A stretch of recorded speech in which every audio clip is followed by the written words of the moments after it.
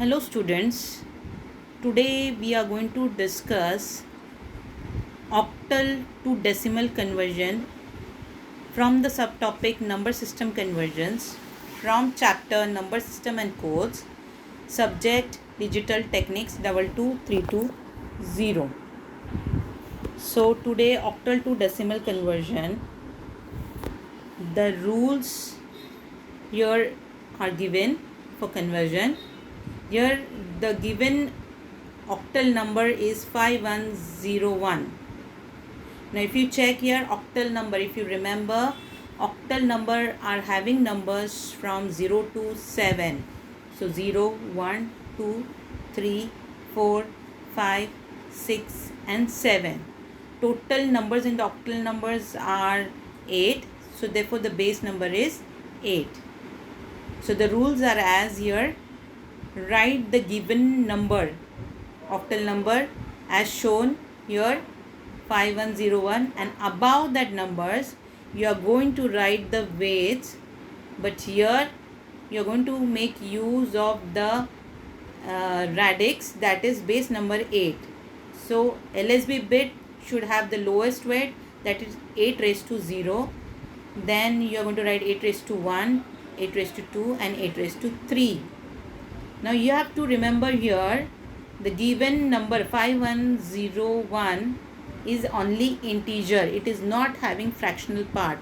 Therefore the weights you are going to write here will start from 8 raised to 0, 8 raised to 1, 8 raised to 2 and 8 raised to 3. Then the next step is you are going to multiply each digit with its corresponding weight. So here 5 is multiplied by 8 raised to 3, then add plus 1 is multiplied by 8 raised to 2 plus 0 into 8 raised to 1 plus 1 into 8 raised to 0.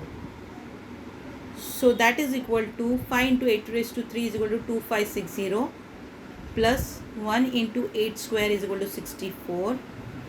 0 into anything is always 0 plus 1 into 8 raised to 0 is 1, as 1 into, now here 8 raised to 0 is always 1, anything raised to 0 is always 1, so therefore 1 into 1, that is equal to 1, and the final answer is 2625.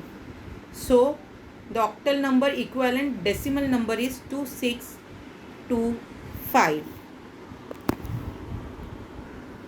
Now in this example we will consider the number, octal number, which is having both integer part and a fractional part. So here the given number is 235.1101. Now here the integer part is 235 and the fractional part is 1101. So step 1, write the number 235.1101. Above each digit you are going to write the weights. So integer part you are going to write 8 raised to 0, 8 raised to 1, 8 raised to 2, and after the octal point, that is the point, you are going to start with 8 raised to minus 1 as a weight, then 8 raised to minus 2, 8 raised to minus 3, 8 raised to minus 4. Then the next step is you are going to multiply each digit with its weight, corresponding weight. So here you are going to multiply 2 into 8 square plus 3 into 8 raised to 1 plus 5 into 8 raised to 0. This is integer part. You are going to calculate this integer part as a whole, then point as it is, and then the fractional part you are going to calculate. So it will be like this: 1 into 8 raised to minus 1 plus 1 into 8 raised to minus 2 plus 0 into 8 raised to minus 3 plus 1 into 8 raised to minus 4.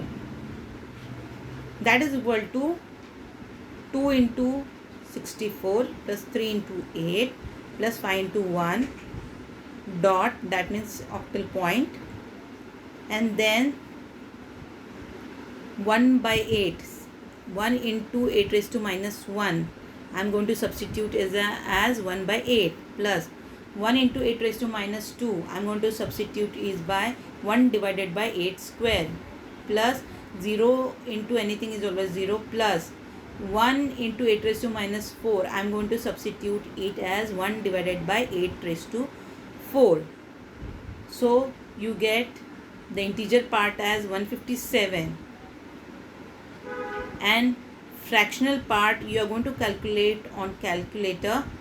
So only fractional part you are going to calculate, that is 1 divided by 8 plus 1 divided by 8 square plus 0 plus 1 divided by 8 raised to 4, and you will get the answer as 0.14086. You have to just copy the numbers after point, and that is 14086.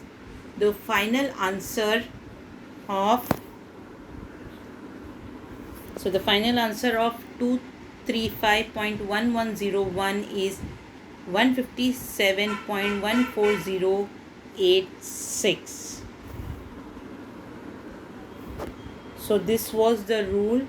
These are the steps to be remembered while converting octal to decimal.